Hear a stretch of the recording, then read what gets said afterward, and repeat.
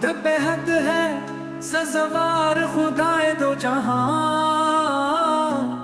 جس کا ذکر پاک ہے وجہ قرار قلب و جان، انضباط کائنات ایک حرف کن سے کر دیا، انبساط و غم کا خالق کون ہے اس کے سوا، آگ کو حد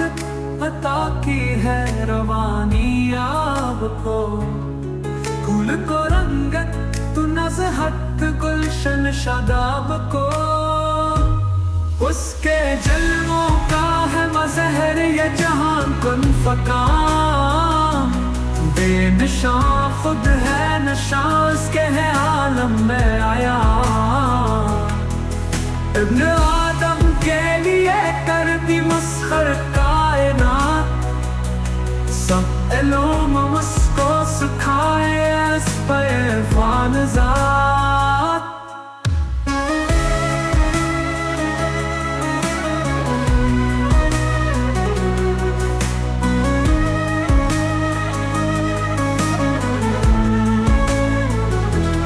ہے نمایاں اس کی قدرت کے کرشمے دہر میں، زندگی امرت کو دی ہے موت ڈالی زہر میں،